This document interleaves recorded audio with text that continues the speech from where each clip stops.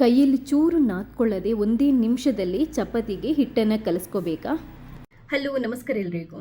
ಈ first time ಅಡುಗೆ ಕಲಿಯುವವರಿಗೆ ಅಥವಾ ಚಪಾತಿ ಕೈಯಿಂದ ಹಿಟ್ಟು ಕಲಸಿ ಅದನ್ನ ಮಾಡೋದಕ್ಕೆ ತುಂಬ ಕಷ್ಟ ಆಗುತ್ತೆ ಅನ್ನೋರಿಗೆ ಒಂದು ಸುಲಭವಾಗಿರುವಂಥ ಟಿಪ್ಸನ್ನು ಹೇಳ್ಕೊಡ್ತಾ ಇದ್ದೇನೆ.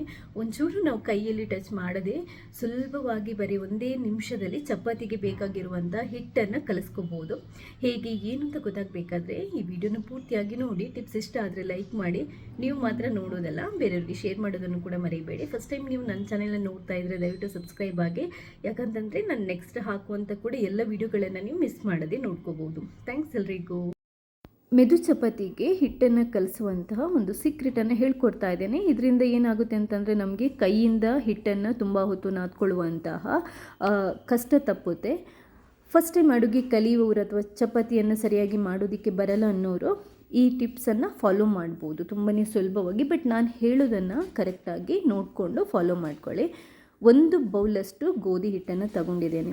1 ಬೌಲಷ್ಟು ಗೋಧಿ ಹಿಟ್ಟನ್ನು ಕಲಿಸ್ಕೊಳ್ಳೋದಕ್ಕೆ ಕರೆಕ್ಟಾಗಿ ಅರ್ಧ ಬೌಲಷ್ಟು ನಮಗೆ ನೀರು ಬೇಕಾಗುತ್ತೆ. ಮೆಷರ್ಮೆಂಟ್ ನೀವು ಕರೆಕ್ಟಾಗಿ ನೋಡ್ಕೊಳ್ಳಿ, ಇಲ್ಲದಿದ್ದರೆ ನಮಗೆ ಹಿಟ್ಟು ಸರಿಯಾಗಿ ಬರಲ್ಲ. ಹಿಟ್ಟನ್ನು ಕಲಿಸ್ಕೊಳ್ಳೋದು ನಾವು ಮಿಕ್ಸಿಯಲ್ಲಿ, ಅದಕ್ಕೆ ಒಂದು ಮಿಕ್ಸಿಯನ್ನು ತಗೊಂಡಿದ್ದೇನೆ. ಮಿಕ್ಸಿ ಅಂತಂದರೆ ಈ ಮಸಾಲೆ ಎಲ್ಲ ಗ್ರೈಂಡ್ ಮಾಡುವಂಥ ಮಿಕ್ಸಿ ಜಾರ್ ಇರುತ್ತಲ್ವ, ಅದಿದ್ರೆ ಒಳ್ಳೆಯದು. ಹಿಟ್ಟು ಮಿಕ್ಸಿಗೆ ಜಾಸ್ತಿ ಅಂಟ್ಕೋಬಾರ್ದು. ಕ್ಲೀನಾಗಿ ನಾವು ಮಾಡ್ಕೋಬೇಕು ಅಂತಂದರೆ ಈ ಮಿಕ್ಸಿಗೆ ಒಂದು ಸ್ವಲ್ಪ ಆಯಿಲನ್ನು ಅಂದರೆ ಎಣ್ಣೆ ಪಸೆಯನ್ನು ಸವರ್ಕೋಬೇಕು. ಇದರಿಂದ ಏನಾಗುತ್ತೆ ಅಂತಂದರೆ ಹಿಟ್ಟನ್ನು ನಾವು ಗ್ರೈಂಡ್ ಮಾಡುವಾಗ ಜಾಸ್ತಿ ಗಲೀಜಾಗಲ್ಲ. ಇವಾಗ ರೆಡಿ ಇಟ್ಟಿರುವಂತಹ 1 ಬೌಲಷ್ಟು ಹಿಟ್ಟನ್ನು ಹಾಕೊತಾ ಇದ್ದೇನೆ. ರುಚಿಗೆ ಎಷ್ಟು ಬೇಕು ಅಷ್ಟು ಉಪ್ಪನ್ನು ಹಾಕ್ಕೊಳ್ಳಿ. ಒಂದು 1/4 ಚಮಚದಷ್ಟು ಉಪ್ಪನ್ನು ಹಾಕೊತಾ ಇದ್ದೇನೆ. ಉಪ್ಪನ್ನು ಹಾಕ್ಕೊಂಡು ಒಂದ್ಸರಿ ಮಿಕ್ಸ್ ಮಾಡ್ಕೊಳ್ಳಿ. ಯಾಕಂತಂದರೆ ಕರೆಕ್ಟಾಗಿ ಉಪ್ಪು ಮಿಕ್ಸ್ ಆದರೆ ಚೆನ್ನಾಗಾಗುತ್ತೆ, ಚಪಾತಿ ಕರೆಕ್ಟಾಗಿ ಬರುತ್ತೆ ನಮಗೆ. ಇವಾಗ ನಾವು ನೀರನ್ನು ಹಾಕೋಬೇಕು. ಇದರಲ್ಲಿ 2 ವಿಧಾನ ಇದೆ. ಒಂದು, ಎಲ್ಲ ನೀರನ್ನು ಒಟ್ಟಿಗೆ ಅಂದರೆ ನಾವು ಅರ್ಧ ಬೌಲಷ್ಟು ನೀರನ್ನು ಎತ್ತಿಟ್ಟಿದ್ದೇವಲ್ಲ, ಅದನ್ನ ಒಂದೇ ಸರಿ ಹಾಕಿ ನಾವು ಗ್ರೈಂಡ್ ಮಾಡೋದು. ಇಲ್ಲ, ಅರ್ಧದಷ್ಟು ನೀರನ್ನು ಹಾಕ್ಕೊಂಡು, ಅಂದರೆ ಅರ್ಧ ಬೌಲ್ ನೀರಿದೆ, ಅದರಲ್ಲಿ 1/4 ಬೌಲಷ್ಟು ನೀರನ್ನು ಹಾಕ್ಕೊಂಡು ಮುಚ್ಚಳನ್ನು ಮುಚ್ಚಿಬಿಟ್ಟು ಜಸ್ಟ್ ಒಂದು 10 ಸೆಕೆಂಡ್ಸ್ ನಾವು ಗ್ರೈಂಡ್ ಮಾಡಬೇಕು. ಬರೀ 10 ಸೆಕೆಂಡ್ ಫಸ್ಟ್. ಅದು ಒಂದೇ, ಅಂದರೆ ಮ್ಯಾಕ್ಸಿಮಮ್ ಸ್ಪೀಡಲ್ಲಿ ಇಡಬಾರ್ದು. ಸ್ಪೀಡಲ್ಲಿ ಫಸ್ಟ್ ಇರುತ್ತಲ್ವ, ಅದನ್ನ ಇಟ್ಕೊಂಡು ಒಂದು ಸರಿ ನಾವು ರುಬ್ಕೋಬೇಕು, ಅಂದರೆ ಗ್ರೈಂಡ್ ಮಾಡ್ಕೋಬೇಕು. ಅದಾದ ನಂತರ ನೋಡಿ, ಅಂದರೆ ಹಿಟ್ಟು ಒದ್ದೆ ಆಗಿರುತ್ತೆ. ಒಂಚೂರು ಕೈಯಿಂದ ಜಸ್ಟ್ ಈ ಥರ ಸರಿ ಮಾಡಿಕೊಂಡು ಇವಾಗ ಉಳಿದಿರುವಂಥ ನೀರನ್ನು ಹಾಕ್ಕೊಂಡು ಮಿಕ್ಸಿಯ ಮುಚ್ಚಳನ್ನು ಮುಚ್ಚಿಬಿಟ್ಟು ಮತ್ತೆ ಜಸ್ಟ್ 10 ಸೆಕೆಂಡ್ಸ್ ನಾವು ಗ್ರೈಂಡ್ ಮಾಡ್ಕೋಬೇಕು. ಅದು ನಾನು ಫಸ್ಟೇ ಹೇಳ್ತಾ ಇದ್ದೀನಿ, ಮಿಕ್ಸಿಯಲ್ಲಿ ಫಸ್ಟ್ ಆಪ್ಷನ್ ಇರುತ್ತಲ್ವ, ಅದನ್ನ ಇಟ್ಟು ಮಾಡಿ. ಅಂದರೆ ಮ್ಯಾಕ್ಸಿಮಮ್ ಸ್ಪೀಡಲ್ಲಿ ಇಡಬೇಡಿ. 10 ಸೆಕೆಂಡ ನೋಡಿ ರುಬ್ಕೊಂಡಿದ್ದೇವೆ. ಕರೆಕ್ಟಾಗಿ ಹಿಟ್ಟು ಮಿಕ್ಸ್ ಆಗಿದೆ. ನಿಮಗೆ ನೋಡಿದ್ರೇ ಗೊತ್ತಾಗುತ್ತೆ ಪರ್ಫೆಕ್ಟಾಗಿ ಹಿಟ್ಟು ಮಿಕ್ಸ್ ಆಗಿದೆ. ಇವಾಗ ಏನು ಅಂತಂದರೆ ಕೆಲವರಿಗೆ ಚಪಾತಿ ತುಂಬ ಮೆತ್ತಗೆ ಬರಬೇಕು ಅಂತ ಇರುತ್ತೆ.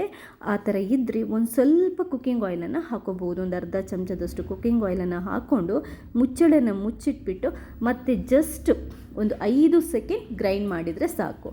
ಎಣ್ಣೆ ಹಾಕಿ ಬರೀ 5 ಸೆಕೆಂಡ್ ನಾವು ಗ್ರೈಂಡ್ ಮಾಡಿದರೆ ಸಾಕು. ಒಂದು 5 ರೌಂಡು ತಿರುಗಿಸಿದರೆ ಸಾಕು ಅಷ್ಟೇ.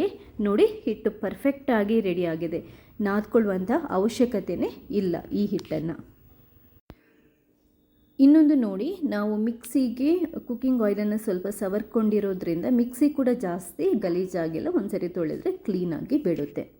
ಇವಾಗ ನೋಡಿ, ಹಿಟ್ಟನ್ನು ಒಂದು ಸ್ವಲ್ಪ ಕೈಯಿಂದ ಈ ಥರ ಮಾಡ್ಕೊಳ್ಳಿ. ಆಲ್ರೆಡಿ ರೆಡಿ ಆಗಿದೆ. 1-2 ಸರಿ ನಾವು ಅದನ್ನ ಜಸ್ಟ್ ಈ ಥರ ಮಾಡಿಕೊಂಡ್ರೆ ಸಾಕು, ನಮಗೆ ಚಪಾತಿಯನ್ನು ಮಾಡೋದಕ್ಕೆ ಬರುತ್ತೆ. ಚಿಕ್ಕ ಚಿಕ್ಕ ಉಂಡೆಗಳನ್ನು ಮಾಡ್ಕೊಳ್ಳಿ. ಪದರ ಚಪಾತಿನ ಮಾಡುವಂಥ ಒಂದು ಸಿಂಪಲ್ ಟಿಪ್ಸನ್ನು ಈ ವಿಡಿಯೋದಲ್ಲಿ ಹೇಳ್ಕೊಡ್ತಾ ಇದ್ದೇನೆ. ಒಂದು ಚಿಕ್ಕ ಉಂಡೆನ ತಗೊಂಡು ನಾನು ಏನು ಮಾಡ್ತಾ ಇದ್ದೇನೆ, ಫಸ್ಟ್ ಒಂದು ಸ್ವಲ್ಪ ಕೈಯಿಂದ ಒತ್ಬಿಟ್ಟು ಒಂಚೂರು ಅದಕ್ಕೆ ಎಣ್ಣೆ ಪಸೆನ ಸವರ್ಕೊತಾ ಇದ್ದೇನೆ. ಇದೊಂದು ಸ್ವಲ್ಪ ಪದರ ಚಪಾತಿ ಥರ ಮಾಡೋದಕ್ಕೆ. ಇವಾಗ ಇನ್ನೊಂದು ಏನು ಅಂತಂದರೆ, ಇನ್ನೊಂದು ಅದೇ ಥರದ ಚಿಕ್ಕ ಉಂಡೆನ ತಗೊಂಡು ಉಂಡೆನ ರೆಡಿ ಮಾಡ್ಕೊಳ್ಳಿ. ಹಿಟ್ಟನ್ನು ತಗೊಂಡು ಉಂಡೆನ ರೆಡಿ ಮಾಡಿಕೊಂಡು ಮತ್ತು ಪುನಃ ನಾವು ಅಷ್ಟೇ ದೊಡ್ಡ ಉಂಡೆ ಮಾಡಬೇಕು, ಅದಕ್ಕಿಂತ ದೊಡ್ಡದಲ್ಲ. ಕೈಯಿಂದ ಸ್ವಲ್ಪ ಒತ್ಕೊಂಡು ಈ ಫಸ್ಟ್ ನಾವು ಉಂಡೆ ರೆಡಿ ಮಾಡಿ ಇಟ್ಕೊಂಡಿದ್ದೀವಲ್ವ, ಅದಕ್ಕೊಂಚೂರು ಮೇಲ್ಗಡೆಯಿಂದ ಒಣ ಹಿಟ್ಟನ್ನು ಹಾಕ್ಕೊಂಡು ಇನ್ನೊಂದು ಉಂಡೆನ ಈ ಥರ ಮೇಲ್ಗಡೆಯಿಂದ ಪದರ ಥರ ಇಟ್ಬಿಟ್ಟು ಕೈಯಿಂದ ಸ್ವಲ್ಪ ಒತ್ಬಿಟ್ಟು ಎಣ್ಣೆ ಸವರ್ಕೊಂಡು ಬೇಕಾದರೂ ನಾವು ಲಟ್ಟಿಸ್ಕೋಬೋದು, ಅಥವಾ ಒಣ ಹಿಟ್ಟು ಸವರ್ಕೊಂಡು ಬೇಕಾದರೂ ಲಟ್ಟಿಸ್ಕೋಬೋದು. ಎಣ್ಣೆ ಸವರ್ಕೊಂಡು ಲಟ್ಟಿಸಿದರೆ ಚಪಾತಿ ಸ್ವಲ್ಪ ಮೆತ್ತಗೆ ಬರುತ್ತೆ. ನೋಡಿ, ನೀಟಾಗಿ ನಮಗೆ ಲಟ್ಟಿಸ್ಕೊಳ್ಳೋದಕ್ಕೂ ಬರುತ್ತೆ. ಎಷ್ಟು ಸೂಪರಾಗಿ ಚಪಾತಿ, ಪದರ ಚಪಾತಿ ರೆಡಿ ಆಗ್ತಿದೆ ನೋಡಿ. ನೀವು ಲಟ್ಟಿಸ್ಕೊಳ್ಳುವಾಗ ಎಷ್ಟು ತೆಳ್ಳಗೆ ಬೇಕು ನೋಡಿಕೊಂಡು ಲಟ್ಟಿಸ್ಕೊಳ್ಳಿ. ನಾನೊಂದು ಸ್ವಲ್ಪ ತೆಳ್ಳಗೇನೆ ಮಾಡ್ತಾ ಇದ್ದೇನೆ ನೋಡಿ. ಈ ಹದಕ್ಕೆ ರೆಡಿ ಮಾಡಿದ್ದೇನೆ. ನೀವು ತುಂಬ ತೆಳ್ಳಗೆ ಮಾಡೋದಕ್ಕಾಗಲ್ಲ ಅನ್ನೋರು ಸ್ವಲ್ಪ ಬೇಕಾದರೆ ದಪ್ಪನೂ ಲಟ್ಟಿಸ್ಕೋಬೋದು. ಲಟ್ಟಿಸ್ಕೊಳ್ಳುವಾಗ ಕೂಡ ಅಷ್ಟೇ ತುಂಬ ಪ್ರೆಷರ್ ಹಾಕಿ ಲಟ್ಟಿಸ್ಕೋಬಾರ್ದು, ಯಾಕಂತ ಅಂದರೆ ಪದರ ನೀಟಾಗಿ ನಮ್ಗೆ ಬರಲ್ಲ. ಅದಾದ ನಂತರ ಒಂದು ಕಾವಲಿಯನ್ನು ಬಿಸಿ ಮಾಡಿಕೊಂಡು ಸ್ವಲ್ಪ ಎಣ್ಣೆನ ಸವರ್ಕೊಂಡು ನಾವು ಚಪಾತಿಯನ್ನು ಕಾಯಿಸ್ಕೋಬೋದು.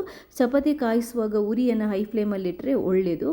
ಮೇಲ್ಗಡೆಯಿಂದ ಒಂದು ಸ್ವಲ್ಪ ಬೇಕಾದರೆ ಮತ್ತೆ ಆಯಿಲನ್ನು ಸವರ್ಕೊಳ್ಳಿ, ಚಪಾತಿ ಮೆತ್ತಗೆ ಬರುತ್ತೆ.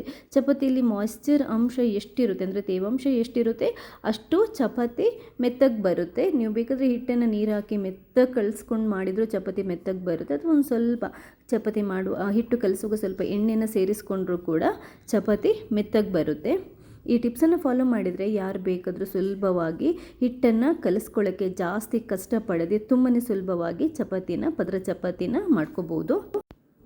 ನೋಡಿದ್ರಲ್ವಾ, ಮೆದುವಾಗಿರುವಂಥ ಪದರ ಚಪಾತಿ ರೆಡಿಯಾಗಿದೆ.